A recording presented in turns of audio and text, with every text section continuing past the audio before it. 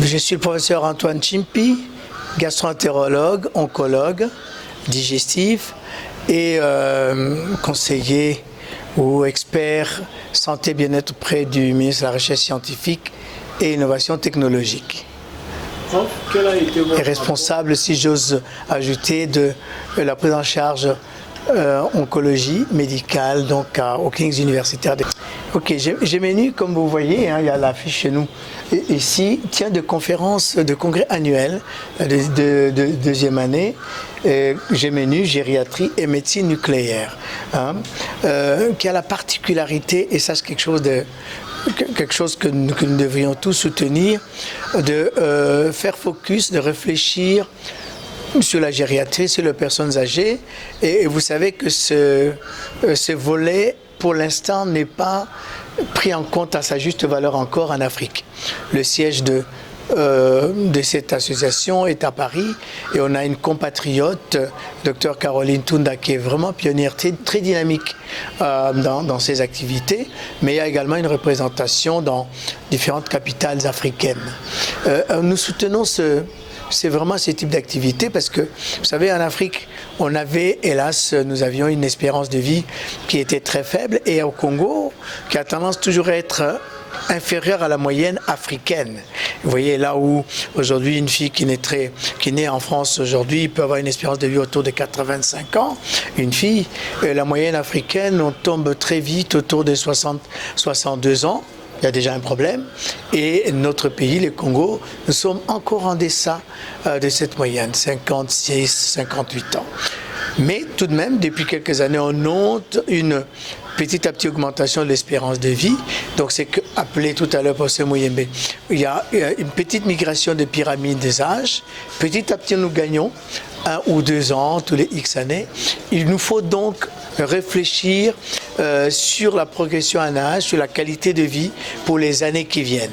Qu'est-ce que nous appelons personnes âgées? Chez nous, vous savez, on dit que 60, 65 ans au-dessus, mais chez nous, vous savez que moi, on m'appelle déjà vieux X, vieux Y à 45, 50 ans, par exemple. Donc, à 50 ans, on nous appelle vieux. C'est probablement un signe de respect. Mais est-ce que déjà il n'y a pas une connotation dans notre façon de faire des personnes âgées? Vous voyez, on a quelques corollaires dans la recherche. Hein. Certaines maladies ailleurs, on les trouve à des personnes beaucoup plus âgées, 50, 60, 70 ans. Mais chez nous, en Afrique et notamment au Congo, certains cancers, certaines maladies sont trouvées précocement 40 ans. Voilà, donc il faut qu'on se demande, qu'on précise cette notion de personnes âgées. Et que le gouvernant, c'est qui gère, vous savez, gouverner c'est prévoir, hein, prévenir. Donc savoir qu'est-ce qu'on fera dans 5 ans, dans 10 ans, les Congolais auront gagné en espérance de vie. Qui dit cela dit aussi quelques problèmes sur l'ordre social, mais d'ordre médico-social ou économique. Comment on anticipe ces genres de problèmes? Et donc vous me demandiez que c'est quoi la contribution. C'est aujourd'hui, nous sommes au 2e jour. Il ne vous aura pas échappé qu'aujourd'hui, le thème c'est la recherche clinique en gérontologie. Qui est donc, je suis là en représentant son Excellence le ministre Gilbert Kabanda, ministre de la Recherche scientifique et innovation technologique. Recherche clinique en gérontologie, c'est bien évident que les représentants de la recherche au niveau du pays, son Excellence le ministre, soit représenté à ces assises. Voilà, nous allons réfléchir, nous sommes en train de réfléchir comment mener la recherche dans ce domaine, comment poser des questions précises dans notre contexte, quels sont les points qu'il faut préciser et comment comment les aborder et proposer des réponses ou alors des aspects concrets compatibles pour les personnes âgées ou les personnes très âgées dans notre pays, avec des réponses qui puissent être adaptées dans notre contexte. Malgré cela, vous savez, il y a des gens, nous avons nos vieillards, nous avons nos grands-parents, parfois qui ont parfois des conditions difficiles, on le disait dans la salle tout à l'heure, qui ont peut-être grandi ou vécu dans des conditions extrêmement difficile, quand je dis difficile économiquement, avec parfois des pouvoirs d'achat très limités, c'est quasiment une guerre pour vivre au quotidien. Mais ça, cela a un impact sur la santé.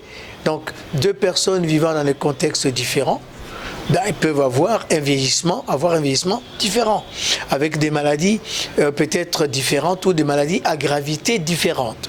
Comment on les prend en charge, ne serait-ce que sur le plan social, comment on les prend en charge, ou en tout cas on les accompagne sur le plan économique, comment on continue à les intégrer dans nos milieux sociaux. Vous savez, on a des pays ailleurs, pour ne pas citer les pays, parfois, personnes âgées, à un certain âge, se retrouvent abandonnées, tout seul, pas d'entourage familial, tout seul, parce qu'ils finissent la vie tout seul. Nous avons en cours encore cette richesse en Afrique d'avoir cette notion de famille que moi j'appelle pudiquement la sécurité sociale familiale.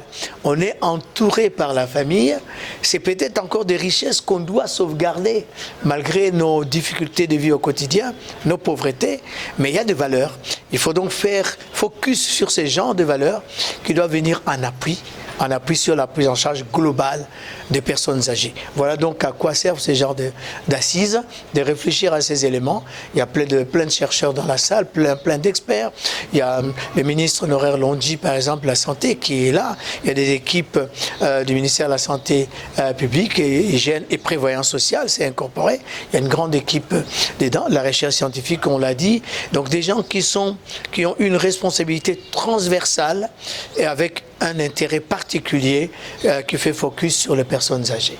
Voilà. Merci. Voilà, merci beaucoup. C'est bon?